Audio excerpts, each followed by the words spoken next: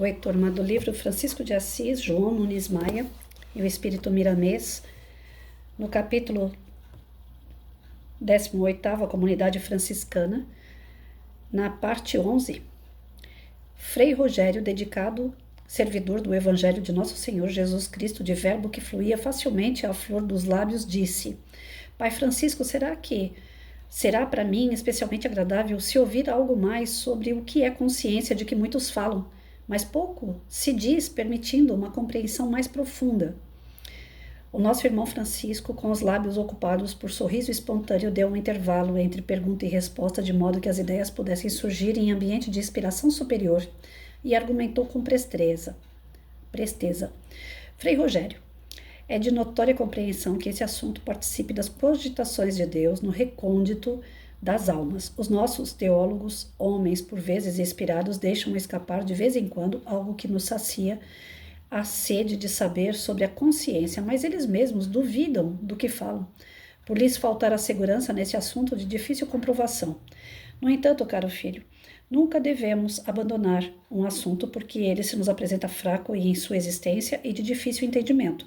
Foi muito boa a lembrança e rogo a todos que oremos em conjunto para que possamos buscar mais além o que ainda não entendemos com precisão. Quero o parecer de todos a respeito desse assunto, porque é nessa preocupação cristã que encontraremos a princípio do caminho que nos levará à fonte da sabedoria.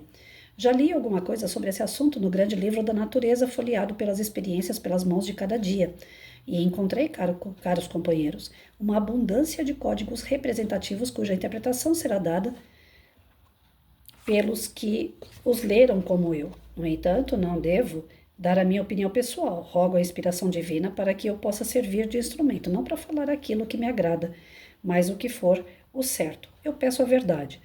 Vejo a alma, Frei Rogério, como se fosse uma espiga de milho. A espiga é protegida por várias palhas sobrepostas, estando no centro, o sabugo, dando firmeza aos grãos. Parece-nos que o espírito é obrigado, em obediência às leis de Deus, a se revestir de inúmeros corpos, que podemos chamar roupagens espirituais, para que com elas descer neste mundo. De acordo com a determinação divina, no centro existe um corpo de comando, no qual o espírito sente grandeza de Deus e acata as ordens mais sutis. Paulo disso era conhecedor, quando dizia nesses termos em que muito medito: o Cristo em mim é motivo de glória. Jesus nos fala por esse campo de sensibilidade que se aguça cada vez mais com a nossa maturidade espiritual. Esse campo é a consciência. Os outros corpos são mutáveis, como que para encontrarmos a realidade, mas o centro faz parte da divina presença.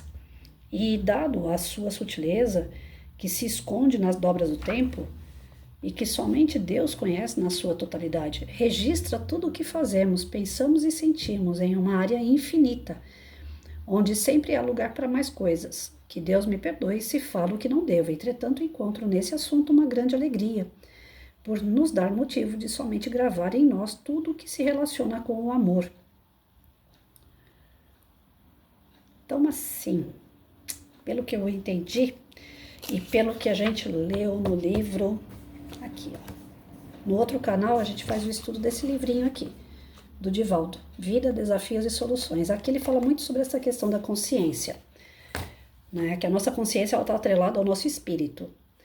Então, o nosso inconsciente, não é o consciente, é o inconsciente. Ele está atrelado ao espírito, que é mais profundo do que o consciente. O consciente são as lembranças, o conhecimento mais próximo das vivências atuais. O inconsciente são das vivências passadas.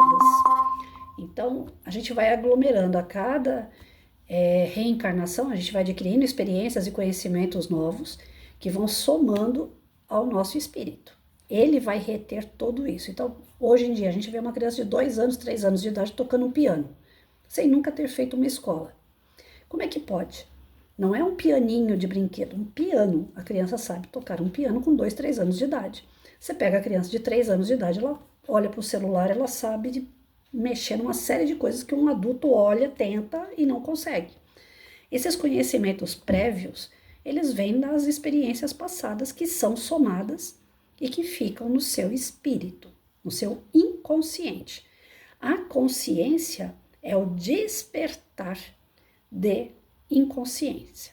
Então, assim, à medida que a gente vai amadurecendo diante das situações atuais, nós vamos tomando consciência daquela situação, nós vamos tomando responsabilidades diante das atitudes que nós devemos agir, diante daquilo que nós temos por certo, que são a nossa moral, são os nossos princípios, que também se desenvolvem junto com esse inconsciente. Então, a soma das nossas virtudes, aquilo que nós temos de bom, vai aflorando mediante as situações atuais pelo nosso consciente.